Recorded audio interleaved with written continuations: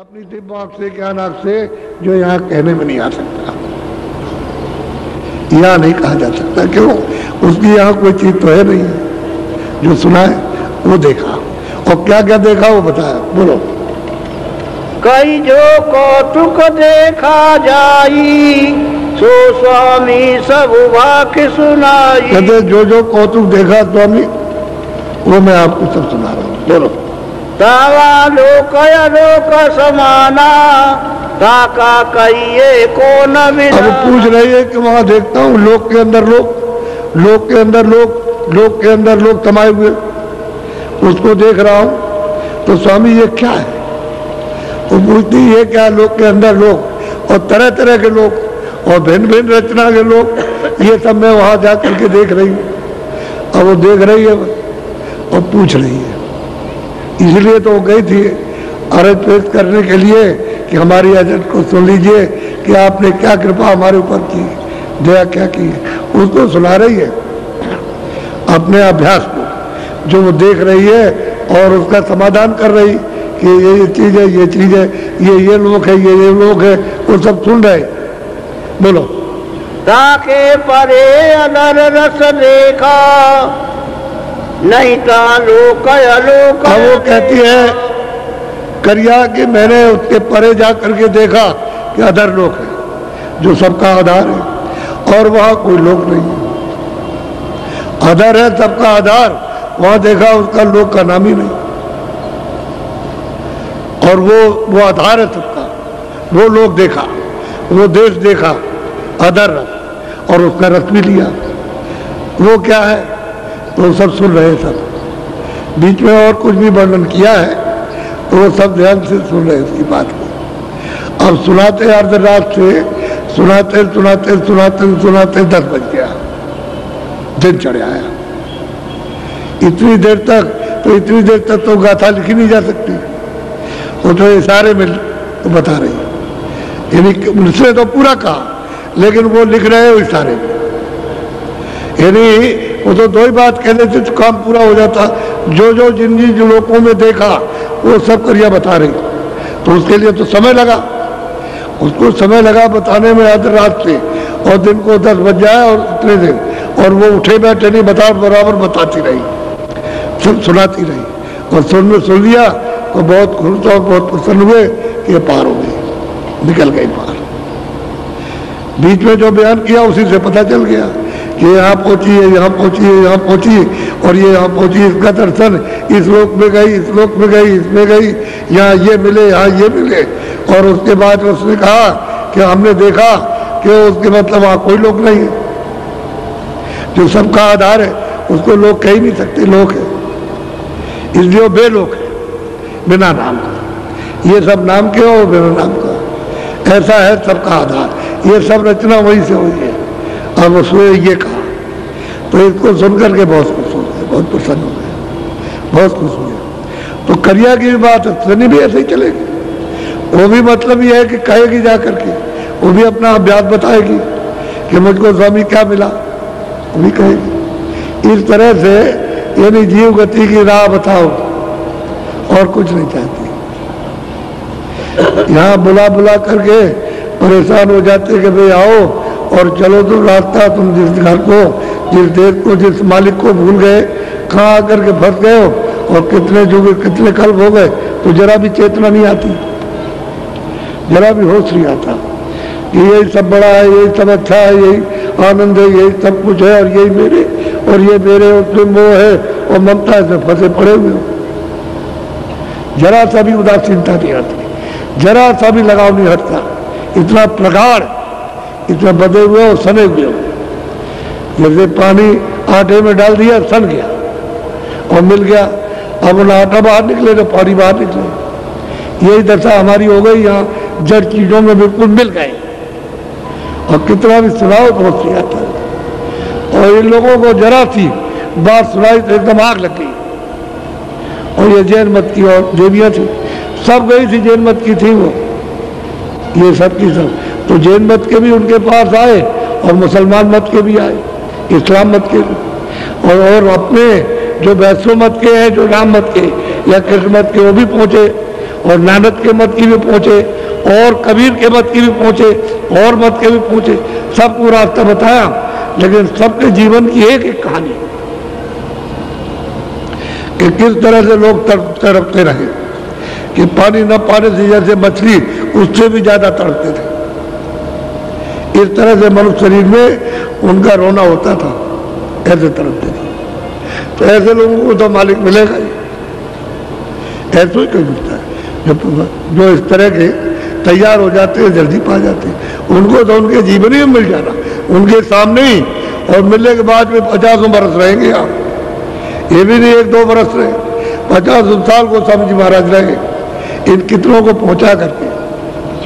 और ये काम चुप थोड़ी बैठे रहे कि वो चुप रहे होंगे, उन्होंने तो काम किया जीवों के साथ। और दुनिया कुछ नहीं समझ पाती है, रामायण में लिखा कुछ है, कहते कुछ है, बयान कुछ करते हैं, उन्होंने कुछ कहा, उसका एक भी चीज रामायण की नहीं समझ पाते, एक श्लोक, एक कड़ी, एक चौपाई भी नहीं समझ पाते, और अर्थ का अनर्थ होता रहता है, इसलिए उससे कुछ नहीं मिला। ऐसे तो संतों ने जब उनको नाराज कर दोगे तो ऐसी चीज आपके सामने रख देंगे कि आप सब फंस जाओगे और कुछ नहीं पा सकोगे। तो नाराज करिए, पहले जब लिखा तो उन्होंने घट का भेद और ब्रह्मांडों का भेद और पार ब्रह्मांड का और सच्चे मालिक का लिखा था, तो उन्होंने समझा रहे सब तो नास्तिक है ये, तो अंदर का भेद तो कोई जानता नहीं था, इसलिए नास्तिक तो उनको कहेंगे, जो नहीं जानता है महात्माओं को नास्तिक, मुसलमान फकीरों को कहेंगे ये मजहब के खिलाफ, ये काफिर। ऐसा ही होता है, हिंदू नास्तिक और मुसलमान काफिर। अब ये लोग पाते हैं और पूरे खुदा को, जो सच्चा संसार वहाँ सतलोक में उसको पाते हैं, ऐसे हिंदू पाते हैं उसको, दोनों का दर्जा एक ही है, वो कौम अलग है, वो कहते हैं मुसलमान, लेकिन रास्ते में इसमें कोई कौम नहीं, न मुसलमान के लिए न हिंदू के लिए, उनके पास कोई जाओ, हिंदू जाओ तो पार करेंगे, हिंदू उनके पास जाए तो पार करेंगे, और ऐसा ही हुआ। उनके यहाँ कौम कौमियत कुछ है ही नहीं, हर जाति के लोग उनके पास गए, और जो ऐसे गए वैसे पक गए। इसी तरह का विलास उससे ज्यादा लोगों ने किया। बोलो, अब इसने साफ कह दिया कि मैंने उस घर को पा लिया जो सबका आधार है, सीधा सीधा, कि अदर रस पाया, अदर घर में पहुंचे, जो ऊपर में आधार सबका, जो कहते हैं कि हमारा घर वहाँ सबसे परे है और अदर में है, वही जमीन है, इन जीवात्माओं की सबकी जमीन वही है, वो तो चेतन जमीन है, वो तो जड़ तो है नहीं है, जल पानी अग्नि वायु आकाश तो नहीं, वहाँ तो नूर ही नूर है, प्रकाश ही प्रकाश है, और वहाँ ये सब कुछ नहीं, कोई धंधा नहीं, बस वही और अमृत और शब्द है, बस इसको पियो, आनंद लो। वहाँ तो अब भी खचाखच वैसे ही सागर है वो तो। अब ऐसे जिन्होंने पाया उन्होंने साफ कह दिया कि हमने पाया, ये तो नहीं कहा कि हमने नहीं पाया, उसको बताया। अब गोस्वामी जी कहते हैं मैंने सकरा भी इसको तोड़ लिया, अच्छी तरह समझ लिया, इसको जान लिया, और ये पकी हुई है, तो मैंने सकरा भेद, सब गोपनीय भेद उसको दे दिया और उसको चढ़ा दिया। अब वो पहुंच गई तो सैनी भी वही चिल्लाएगी, और वो कालू भी वही वो चिल्लाएगा, क्या नाम, वो भी वही चिल्ला रहा, और तीसरी भी वही चिल्ला रही। जब मिल जाएगा तो ऐसे यही होता है। आपसे कहते हैं भाई भजन करो, कह रहे हैं आपसे भाई कुछ कर लो, अपने जीवन में कुछ कर लो, चलो, तो आप बताइए फंसे रहते हैं।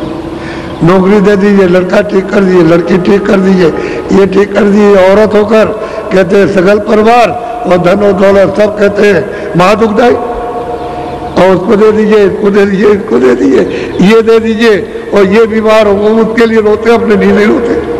अपना काम कर लो कम से कम, उसके गुजरो तो हो ही रहा, इधर फंस गया करके। और इनमें धनाढ़ सब है, पंडित जी भी जितने गए सब धनाढ़, सब पैसे वाले, काशी में कोई किसी तरह कमजोर नहीं। और ये तो मतलब दुकानदारी करते थे, बड़े बड़े व्यापारी थे, ये भी खुद धनाढ़, और उस समय सबके घरों में था। ऐसे नहीं कि आपके घर में तलाशी हो जाएगी और मतलब छापा पड़ जाएगा, ऐसे ही चाहे जितना भी रखिए आप, वो घर में रहता था, तो धनाढ़ थे। और वो कहते हैं कुछ नहीं थे, धन दौलत कुछ नहीं है, सब बीमारी है, ये सब कोई संग नहीं जाएगा, ये 4 दिन का सराय है। और ये जहाँ जीवात्मा को सूरत को निकाला तहाँ बस खत्म हो गया, सब खेल पड़ा है, सब कुछ जो कुछ भी है। तो इसलिए किसी में तड़प आती ही नहीं, सब इसी में बंधे पड़े हुए झकड़े में एक तरह से। कितना समझाओ तो बाहर से कहे हाँ ठीक है, और फिर उसके बाद उस दिन डूब जाते हैं। कोई मिलता नहीं है कोई, अब कोई मिले तो जल्दी काम हो उसका। अब उसको अगर जबरदस्ती करे, जबरदस्ती आपको खींचे, तो मैं कहोगे काल है, तो वहाँ काल का नाम ही तो दयाल है, तो वो तो दया करके दयाल देश में ले जाएगा।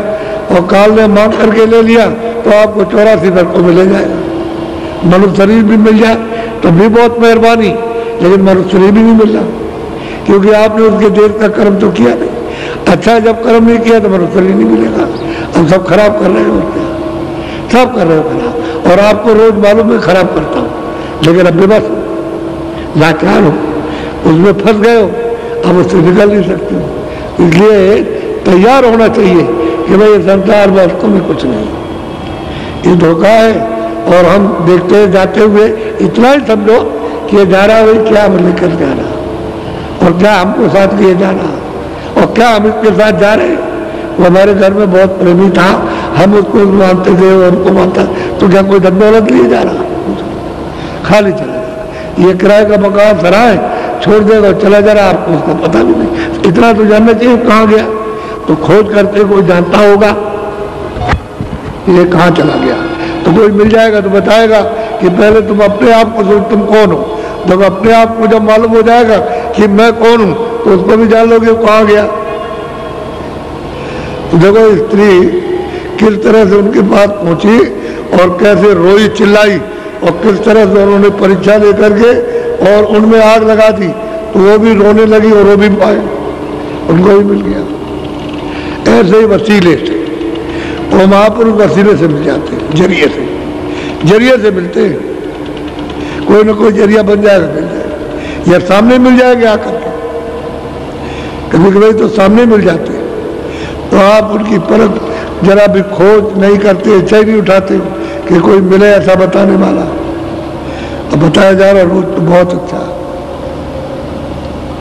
तो मैंने सिर्फ इनका छोटा सा दृष्टांत सुनाया, और इनके साथ तो बहुत कुछ हुआ था, उसको तो कहने की जरूरत नहीं है, क्योंकि वो सब होकर के सब आ रहे हैं, तभी इस घाट पर आ जाएंगे। जब सब तरह की तकलीफें मिली, बदनामी सब तरह की मिली, तब धीरे धीरे निकल के उस घाट को तिलांजी ली और अरुचि की, और मतलब घृणा हो गई, तब वो निकल के आ गए। आपकी तो कोई घृणा ही नहीं, उसी पते पड़े हुए, कैसे बड़ा मुश्किल होता। पंडितों का हाल देखिए, तो वो फाड़ दिया उनके सामने, अरे अरे ये क्या कर रहे हो, ऐसे किताब फाड़ देते, ये ग्रंथों को फाड़ के कह लगे इसको गंगा में बहाएंगे, अभी तक कुछ नहीं दिया इसने। अरे इसको क्यों फाड़ते हो, इसको लिखा रहने दो, जो उसमें लिखा है उसी को जो कोई पाएगा तो थोड़ा बहुत तो समझ में आएगा, तो कुछ नहीं है। मतलब जब ज्ञान होगा, जब बोध होगा, तो ऐसे फाड़ देंगे कि झूठे धंधे में फंसे रहे, झूठी क्रिया में। सच्ची बात है, जो जनेऊ को तोड़ के फेंका, कपड़े उतार के अच्छे अच्छे रेशम के पैरे से फाड़ डाले उनके सामने, वो खड़े होकर चिल्ला रहे, और माला कंठी जो कर जाए उसको फेंक दिया, ऐसे तोड़ के फेंकते हैं। ये दशा जब बोध होता है तो इसी तरह से फेंका जाता है। अभी तो हम जिसमें मोह ममता में, आसक्ति में, काम में, क्रोध में, सब में, इस बीमारियों में, ऐसे प्रगाढ़ समुद्र में, अथाह अज्ञान के सागर में डूबे हुए, तो कभी निकलेगी तो कभी सोचते नहीं कि चलो भाई बहुत चलेगी। तो अभी पहले संदेशा दिया था जिले में कोई खास गांव, उसमें तो पहला कार्यक्रम तो पहले हुआ था, अब की कार्यक्रम 7 दिन का रखा था। पहले तो मतलब एक गाड़ी थी, तो एक गाड़ी पे इनसे कहा कि तुम चले जाना और सब जगह जितना समय तुमको मिल जाए इतना क्या आना। तो बेचारे गए, अब ना ये गाड़ी से कितना घूमेंगे। अब किसी जिले में 20, किसी में 25, और कारें अलग, और मोटरसाइकिलें अलग, और साइकिलें अलग, ये सब जिले के गांव में। और आपने देखा होगा, और 10% लोगों को सुनाया जो सो रहे थे, 10%। और बाकी सब खेती में, काम में, इसमें सब लगे थे। उनको बेचारों को मौका नहीं मिला। जब वो आए तो उन्होंने सुनाया कि ये बातें बाबा जी का संदेश हमारे लिए जो हमारा था उसको लेकर के आए, सुना के चले गए। तुमने हमको क्यों नहीं बताया, हमको क्यों नहीं बताया, कहाँ है बाबा जी आए थे? तो बाबा जी तो नहीं, तो किसी ने कहा कि हमने बाबा जी को देखा था, उस गाड़ी में बैठ के जा रहे थे, ऐसी गाड़ी थी। कितने लोगों ने कहा, कई जगह से मेरे पास सूचना आई कि भाई आप बाबा जी वहाँ गए थे। हमने भाई हम तो गए थे, हम तो यही थे, हम तो वहाँ नहीं गए थे। हमें तो 4-5 साल से यहाँ छोड़ा ही नहीं, यही रहते इसी जगह पर। तो ये लोग कहने लगे उस गाड़ी से गए, हमने वहाँ देखा था, हमने रात को आया था कि वहाँ आए हैं और बाबा जी ने जगा करके तुम चलो वहाँ जो कहे उसको सुन लो, ऐसा लोगों ने कहा। तो ये 10 तो हमने इनसे कहा था ये पहला कार्यक्रम, फिर दूसरा होगा और तीसरा एक कार्यक्रम और करेंगे, लेकिन उसके लिए बताया नहीं कब करेंगे। बताएंगे आप, समय पूरा मिल जाएगा और उस समय पर यह संदेशा जन जन मानव आत्माओं के लिए, यानी 30%, 25 से 30 तक होगा। तो आप देखिएगा कि उसका क्या असर होता है, वो देखने की बात है। अगर मेरा शरीर गुरु महाराज की कृपा से कुछ दिन रह गया, उसे तो मैं पसंद नहीं करता, अभी ले जाए इसी वक्त ले जाए, हम तैयार बैठे हुए उसके लिए। कोई अगर कुछ रह गया तो आप देख लीजिएगा। वैसे तो ये शरीर पुराना हो गया, अब इस योग लायक नहीं है कि बहुत ज़्यादा मेहनत करें। बहुत मेहनत की अब ये, लेकिन जितना भी हो जाए उतना करेंगे। अगर आप हमको तंग ना करते तो मैं बराबर काम करता अच्छी तरह से। आपने बहुत तंग किया, बेहद तंग किया, ऐसा मतलब है कोई कुछ नहीं, यानी पत्थर को भी नहीं समझा। इस तरह से आपने नोचा है, इस तरह से। तो अब क्या करें, वो जहर फैल गया तो मैं आपको परेशान हो गया। अब धीरे धीरे जब निकला यह तो बोर्ड पर लगा हुआ, देख लीजिए आप कितना काला काला, मेरा शरीर ही काला हो गया था। तो अब कुछ थोड़ा बहुत ठीक हुआ, ठीक हो गया तो ठीक। तो उनकी क्या, हमको बचा रही आप थोड़े दिन, हाथ जोड़िए, गाड़ी आड़ी पर मत मारिए, इसमें फायदा आपको नहीं होगा। हाथ जोड़िए और दर्शन दीजिए, ऐसे खड़े रहिए, हम भी हाथ जोड़ेंगे, आप भी जोड़िए और सामने हमको दर्शन दीजिए। आपकी शकल यानी वो देखनी चाहिए खुल करके, आँख मुझे खुल करके देखने दीजिए, तो आपको फायदा होगा। और जो आपने इस तरह से मारा और मुंह नीचे किया, हाथ पटके गाड़ी पर, तो कुछ फायदा नहीं होगा। आप ऐसे काम नहीं, काम करो तो बिल्कुल ठीक करो। उससे लाभ ये हो जाएगा कि तुम ऐसे मारोगे और नीचे करोगे तब तक कोई हाथ मार देगा, जेब में तुम्हारी जेब काट लेगा, सारा तुम्हारा ये मारना मुर्रा खत्म, हमारा पैसा चला गया, हमारा सामान चला गया। हो चुका है वो सामने, हमको देखने दो, हम आपको देखेंगे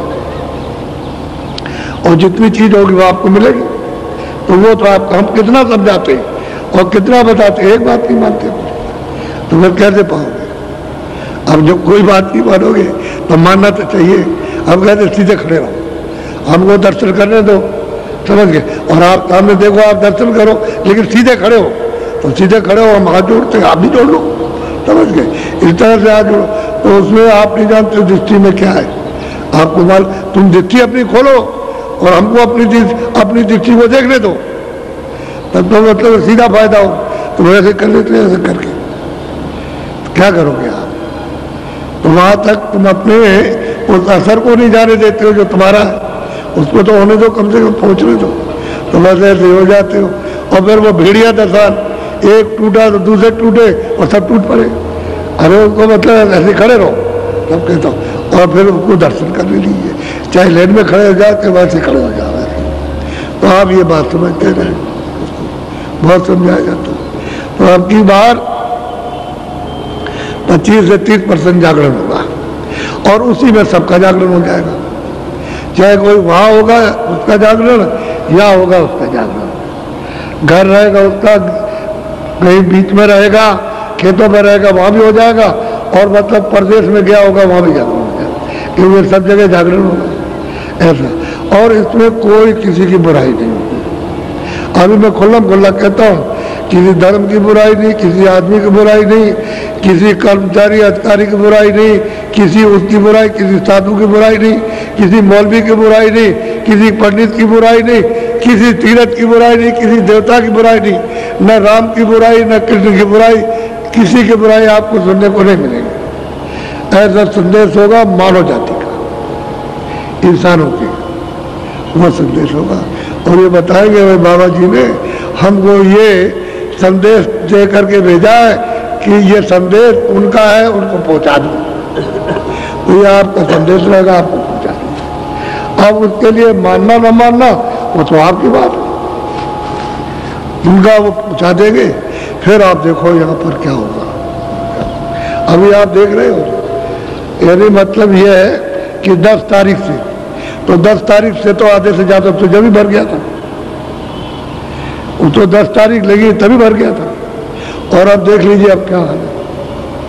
अब तो 10 से 18 तक था, तो आज देखिए अब आज मतलब ये आज 7 तारीख है, 8 कल और परसों 2 दिन का और है, इसलिए 9 दिन का कार्यक्रम था। और सब लोगों ने कहा कि इतनी व्यवस्था नहीं हो सकती है, मतलब अब ये तो जो आपने जल्दी नहीं किया। हमें 25 तारीख को बुलाया था कि आप लोग 25 तारीख को अपने जिले से 20-20, 25-25 प्रेमियों को भेज दीजिए तो यह व्यवस्था ठीक से हो जाए। अब यहाँ आदमी नहीं, तो मंदिर का कुछ सेवा काम हो तो चला, उसमें कमी हो गई, समझ गए। तो बाकी है जो इंतजाम होगा उसमें तुरंत प्रेमी चाहिए। तो आपने 5 को, कोई 6 को आ रहे हैं, अब बताइए कोई 5 को, तो 2, 3, 4 कोई आए तो मतलब इस जिले से 5 को, और फिर उसके बाद 6 को। अब क्या करेंगे आप? तो ये जो इतने आए तो क्या हम झूठ बोलते थे? अब आप चिल्ला रहे हो कि हाथ फैला करके कि हमको 100 सामान दे दीजिए, तो कहाँ से आएगा 100 सामान? अब आप अपने डेरे से निकलो, इनको रखो। तो तुमने आकर के आसन जमा लिया पुरानों ने, वो निकल के बाहर हो जाइए और इनको होने दीजिए, इनको रखना चाहिए। आप नहीं कहेंगे तुमने हमारे यहाँ संदेशा दिया है तो कुछ नहीं दिया। इसलिए तुमको ये बात सोचनी है, आगे विचार कीजिए कि जब बाबा जी कहे कि यहाँ इतनी भीड़ होगी, तुम लोग उसको समझ लो कि वो बिल्कुल अपनी जगह पर ठीक कह रहे हैं, और तुमने समझा नहीं ये ऐसे करने लगे, ऐसे तुमको खुद अपना विश्वास नहीं, तो दूसरे का क्या होगा? इसलिए सोचो अच्छी तरह से। ये देखो क्या है, 1 घंटे आधे घंटे में नहीं, इन्होंने पैसा रेल में खर्चा किया।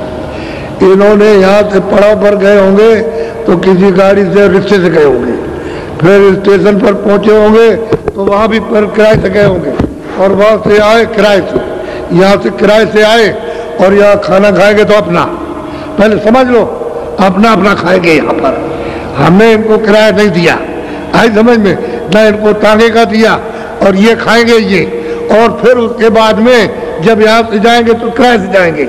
आप खुल करके सुन लो, ये नहीं कि तुमको हम बस में बैठा के इक्के में लेटा उठ के तो लेके ले आए और तुमको यहाँ खड़ा कर, कुछ ये सब कुछ नहीं। ये काम अपना नहीं है, सबको अपना खर्चा सब कर रहे, और कोई आ जाए कि भंडारा वो भी खा जाए, ये बड़ा नहीं कर सकते। भंडारा ही उसका नाम है कि एक कोई आए भूखा नहीं रहेगा, यहाँ कोई भी आ जाए, कोई भी।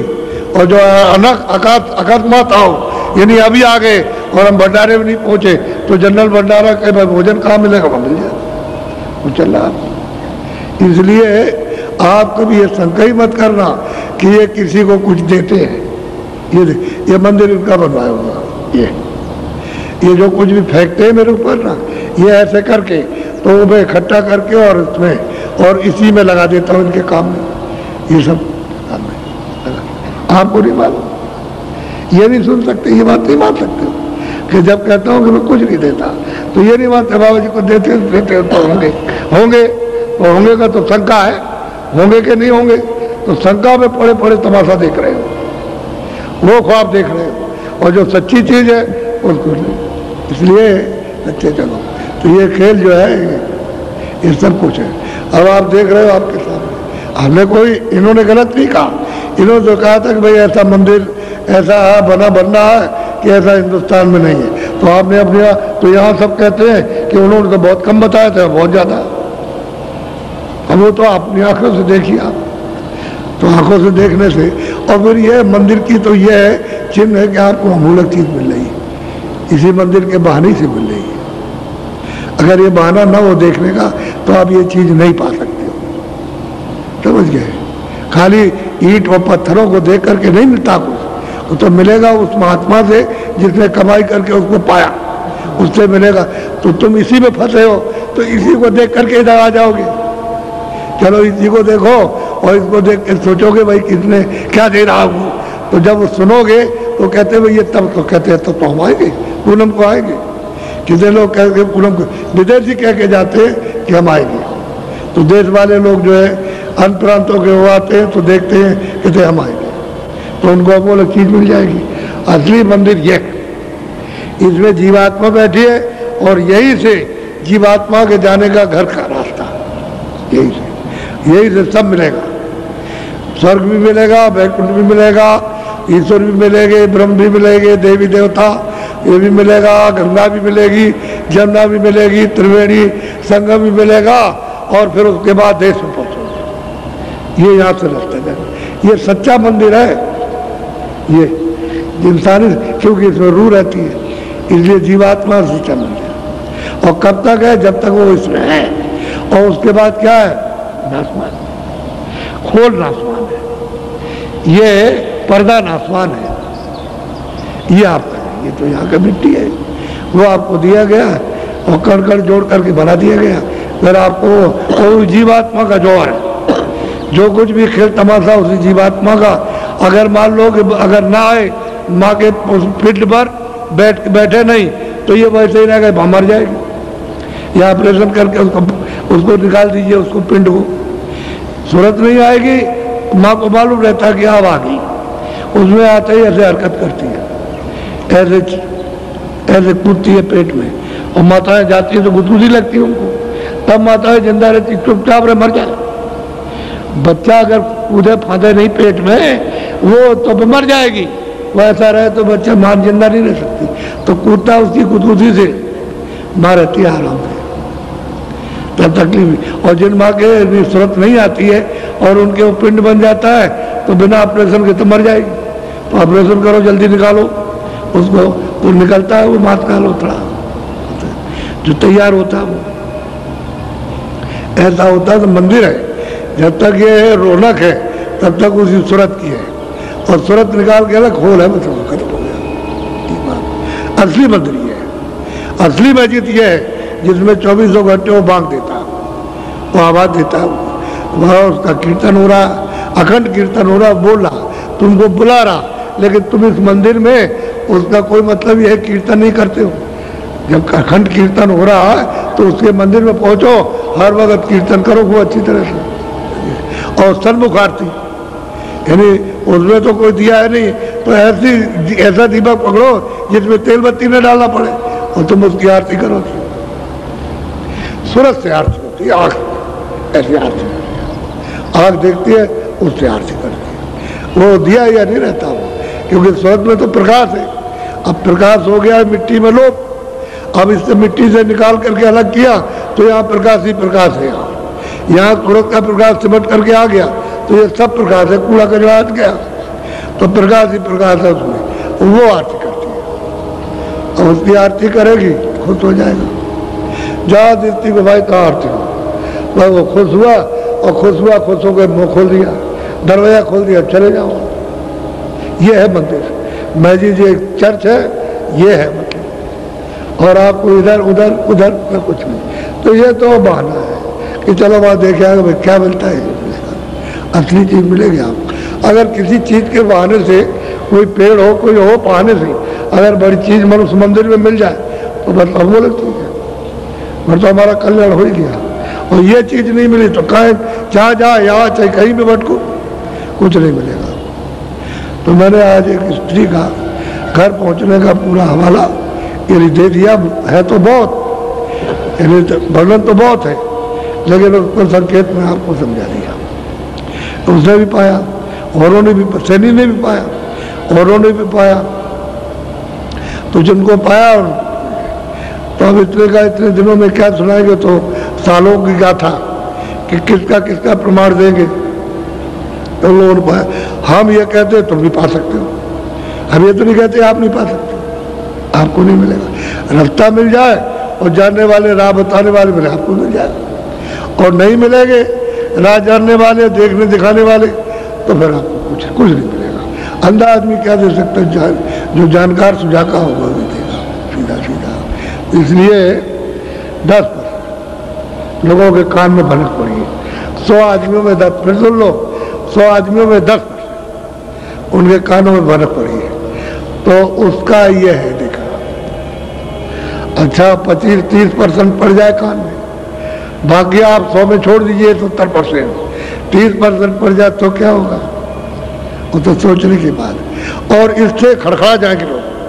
ये चीज ऐसी होगी कि जिसको कभी आपने सुना नहीं और सोचने के लिए बात हो जाओगे, सोचने समझने के लिए बात और लेने के लिए बात, और फिर तुम इसी में झोली फैलाओगे कि हमको मिल जाए।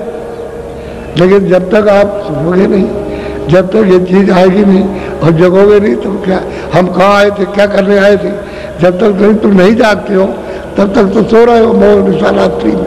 ये मोह निशारात्रि है, इसमें मोह की इस निशा पर्दे में सो रहे हो, और अगर कहीं जगाने वाला आ गया और जगा दिया जगह तो चिल्लाओगे तो लोग तो ऐसा है। तो इसलिए शंका करने की जरूरत नहीं है, सब अपनी अपनी सब क्षमा करना। पहले तो जब लोग आते तो लोग कहते हैं गरीब है,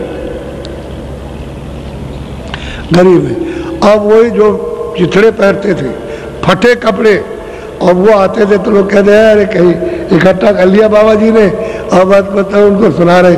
अब वो गाड़ियों पर आ रहे चढ़ कर, यही फटे कपड़े पहनने वाले गाड़ियों में चढ़ के, और जगह जगह टेंटों में देखिए कितनी गाड़ियाँ, अच्छी से अच्छी गाड़ियाँ। अब आप देखिए कि पहले चिथड़े वाले थे, तो ये दूसरे थोड़ी वही चिथड़े वाले हैं, चिथड़े वाले गाड़ियों पर चढ़ के आ रहे हैं।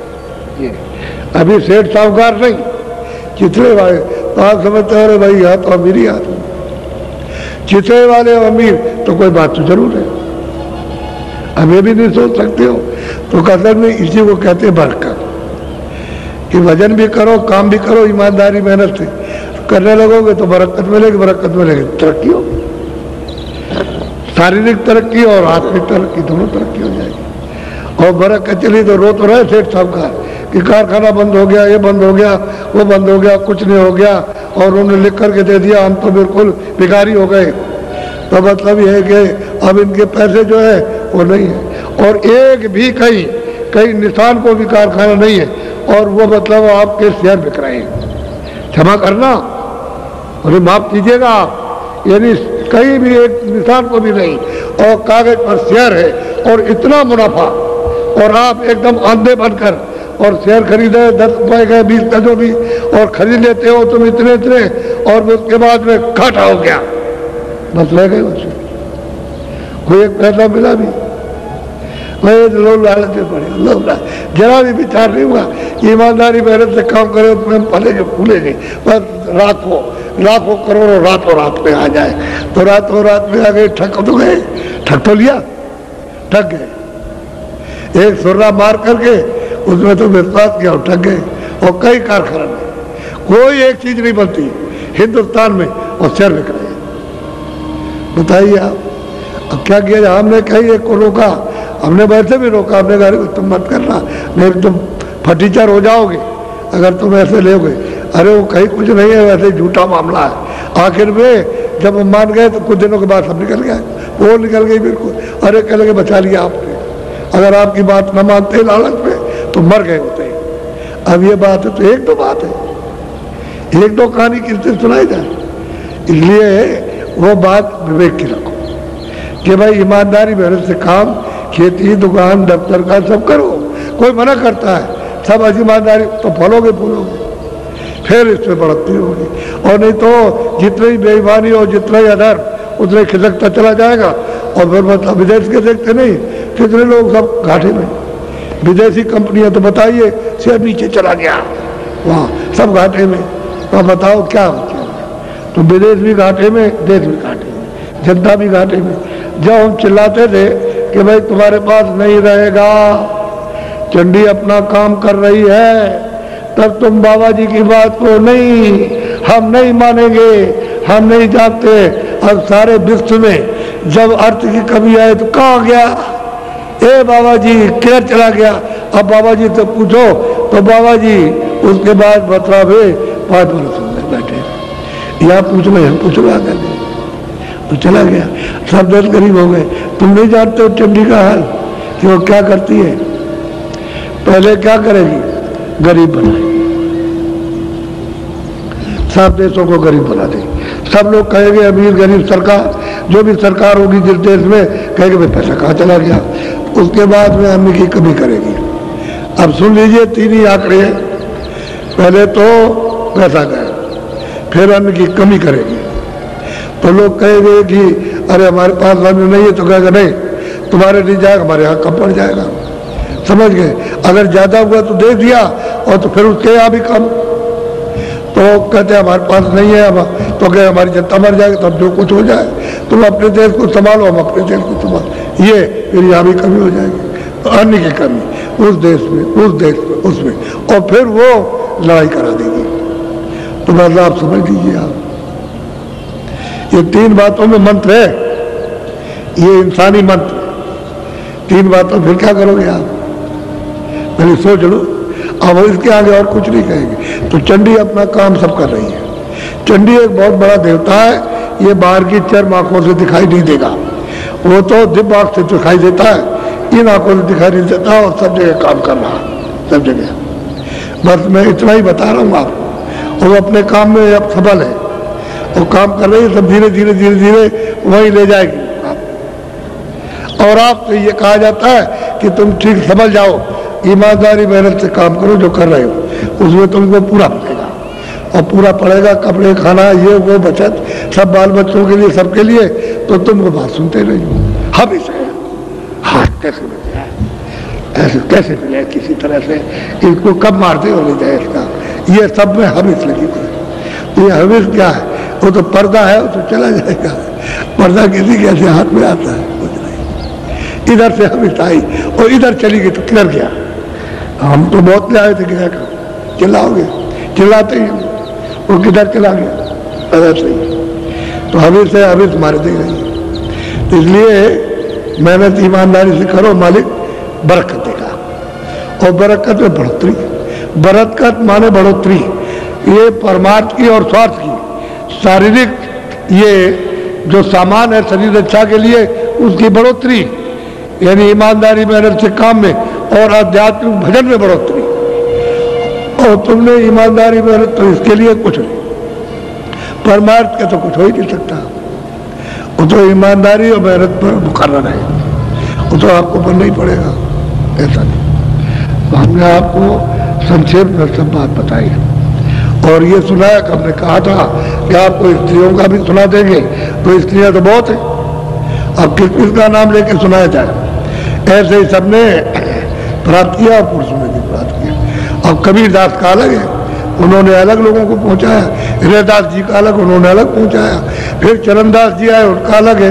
तमाम महत्व आए पूरे, और उन्होंने जीवात्माओं को जगा के पहुंचाया। ऐसा नहीं, ये इधर राधा स्वामी, तो राधा कहते हैं सूरत को स्वामी नाम मालिक का। असली चीज तो ये है, तो वो भूल जाए तो कोई क्या करेगा। नानक जी भूल जाए तो कोई क्या करेगा। अगर नानक ने कुछ कहा और किताब पढ़ने वाले भूल गए तो नानक का क्या दोष है। वो तो उस समय पर सब बता रहे थे। तो राधा कहते हैं सूरत को, और सीता कहते हैं सूरत को, और जीवात्मा को कहते हैं रूह को, सोल को कहते हैं। और आप कुछ का कुछ समझाओ तो कोई क्या करेगा। अरे राधा सूरत, उस मालिक को उसने प्राप्त किया तो राधा के स्वामी, राधा स्वामी यही है। सीता के स्वामी तो मतलब है कि सीताराम असली चीज ये, उसको राम भी वर्णन किया, उसको अनाम भी वर्णन किया, उसको स्वामी भी वर्णन कर दिया। अब आप उसको न समझो, उल्टा अर्थ की इधर स्त्री होगी, तो ये पुरुष नहीं है, सूरत स्त्री है और वो पुरुष है।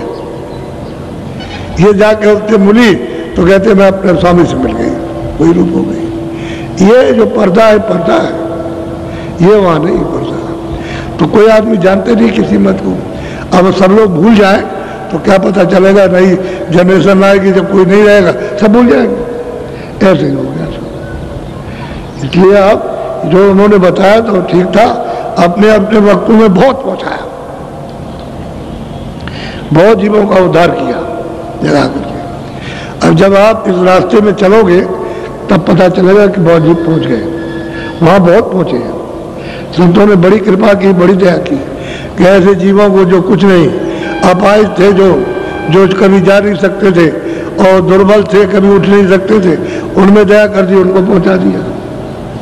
तो वो तो सामर्थ्यवान है सब प्रकार से, हर तरह। बोलो जय गुरुदेव। पूरा मैदान भरा है और मैदान के बाहर पूरे टेंटों में मैं अब नामदान दूंगा। कल कहा था कि नामदान देंगे, तो अब दे देता हूं।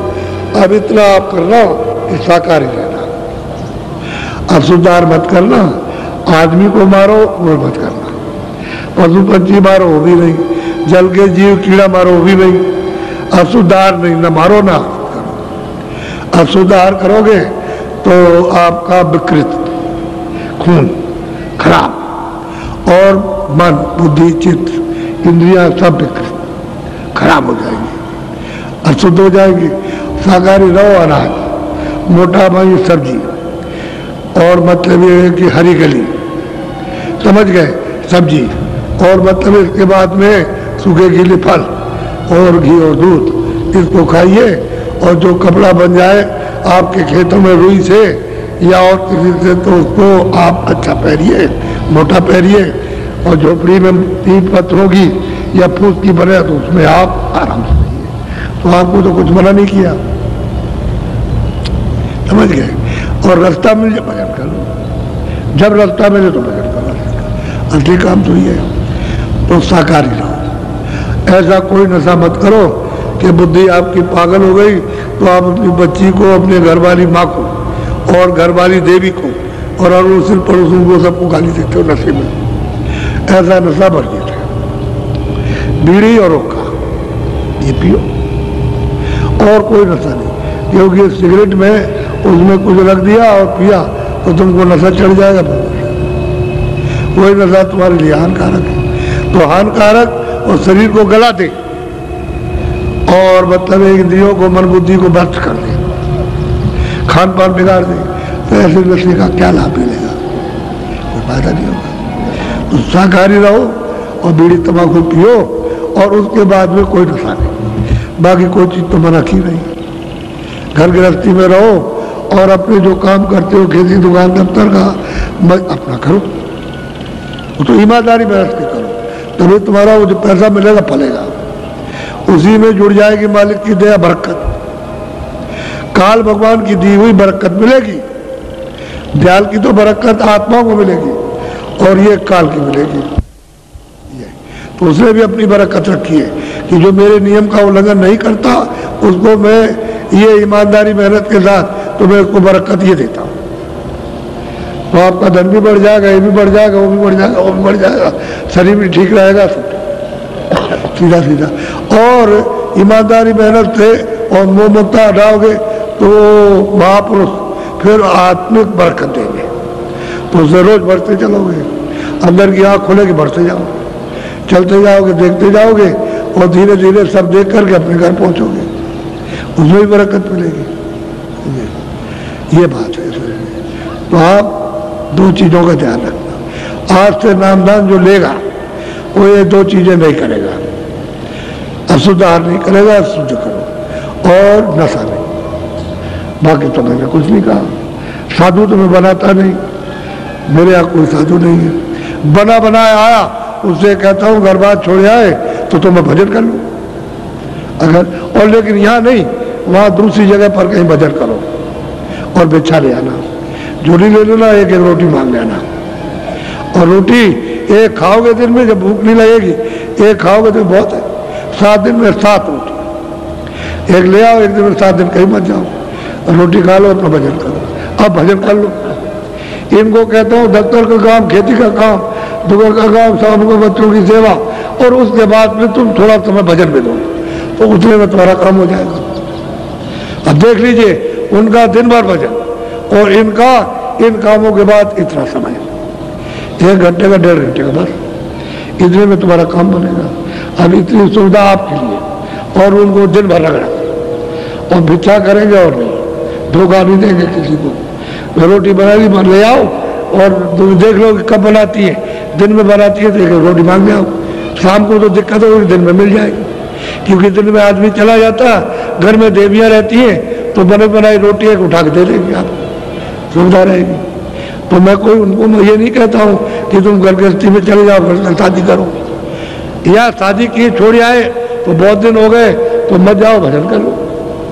लेकिन यहाँ मैं सबने दूसरी जगह बैठक करूँ, तरीका आपको बताता। अब मैं आपको नामदान देता हूँ, ये दीक्षा है, मंत्र।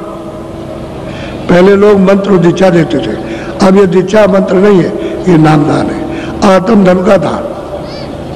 तो ये आप किसी को बताने, दीक्षा ली हुई किसी को बताया नहीं जाता, मंत्र लिया हुआ किसी को बताया नहीं जाता। तो जो कुछ भी आपको बताया जाए बताना नहीं। अगर तुमने ये बताया तो वो तुमको बेवकूफ और पागल और 10 बुरी बात कहेगा, तो तुमको क्रोध आ जाएगा। तो तुम तो आए थे कुछ लेने, को फेंक दिया आपने। ऐसा नहीं, अपना चुपचाप रहो। तो जो बताया जाए वो चुपचाप रखो। फिर जो अंदर का भेद बताया जाए, जो स्मरण ध्यान भजन, वो अपना चुपचाप करो। जब आपको कुछ मिलने लगे, आँख खुलने लगे देखने लगो, कान खुलने लगे सुनने लगो, रस और आनंद आने लगे, तो किसी से कहना नहीं। अगर तुमने किसी से कह दिया कि मैं ये देखता हूँ ये सुनता हूँ, तो बंद हो जाएगा, क्योंकि वो सब ऊपर बैठे हुए देख रहे हैं। उनकी आँख तो बंद नहीं, बंद तो तुम्हारी है। जब तुम्हारी आँख खुल जाएगी तो वो तुमको देखेंगे, तो उनको देखना, तब तुमको पता चलेगा कि ये देखते हम नहीं देखते थे। हम सब बात समझा देते हैं ताकि तुम गलती स्त्री पूछ करो। स्त्रियाँ देखें और सुनो तो इनसे मत बताना। जैसे करिया ने और उसके बाद कर्मा ने, उसने उनको नहीं बताया, उसने उसको नहीं बताया। वो अपना पार हो गई, वो अपना पार हो गया, दोनों पार हो गए अपने अपने भजन से। दोनों के दोनों जो उन्होंने दिया उससे वो पार हो गए, और उनको नहीं बताया। जब पूरे हो गए तब पता चला पूरे हो गए। ऐसे उनको मत बताना। और आज भी पूरी स्त्री को नहीं बताएगा। बच्चे माँ बाप को नहीं कहेंगे और माँ बाप बच्चों से नहीं कहेंगे। बाकी मित्र की बात तो बाहर की रही, घर में ही किसी से नहीं कहना। अपना अपना करो और हम पूछ लेंगे, नहीं तो हमको बता दो आकर के कि भजन किया, हम इतने पूछेंगे, भजन किया है तो कहो, तो हम पूछ लेंगे। जब पूछ लेंगे तो हम बता देंगे, अच्छा आगे ऐसे करो, ऐसे चलो। इसलिए भजन करो, जो कमाई करके ले आओ दो। भजन में, आत्म धन में, उसकी कमाई करके इधर में पेश करो, हाजिर करो कि तुमने कितना कमा करके ले आए, उससे खुश हो जाएंगे। धन दौलत इससे खुश नहीं होते हैं, तो तुम सोचते होगे इससे खुश हो जाएगा, नहीं। ये प्रसन्नता क्योंकि तो छोड़ना सब, ये तो कुछ नहीं है। अभी सब छूट जाएगा तो क्या रहेगा। तो वो धन है असली आत्म धन। तो ये नाम धन ये है, ये दिया जाता है, ये अमूलक चीज है, पैसे से नहीं मिलेगी। कहोगे लीजिए पैसा लीजिए, 5 लाख 10 लाख ले लीजिए, हमको नहीं। प्रेम प्यार से मिलता है। ये जब प्रेम होगा तब आपको मिलेगा, ऐसे नहीं। धन का लालच दोगे तो कुछ नहीं बोलेंगे, आपको देंगे ही नहीं। आप तो जब प्रेम से आओगे कि नहीं होता है तब आपको मिल जाएगा। तो अमूलक चीज लो नामदान। 2 बातें वो समझा दी कि ये मत करना, और तो कोई बात है नहीं। और तो बात ऐसी है कि जो आपको बुरा लगे दूसरे को लगे, वो तो छोटे मोटे उपदेश से ठीक हो जाती, उसमें बड़ा उपदेश नहीं करना। ये बड़ा उपदेश है साकार का, और ये बड़ा उपदेश है, इसको मत करो। अब आप नामदान ले लो। जो नाम बोलूंगा सब लोग एक साथ एक आवाज में बोलना, आगे पीछे नहीं। अंदर अंदर मत बोलना, मुंह से बाहर आवाज निकालना, ताकि ये मालूम हो कि आप शुद्ध नाम का उच्चारण कर रहे हैं। इसलिए आप आवाज को बाहर निकालिएगा। जब तक मैं बोलता जाऊं तब तक आप उन नामों को बोलते जाइए। जब मैं चुप हो जाऊंगा तो आप चुप हो जाइए।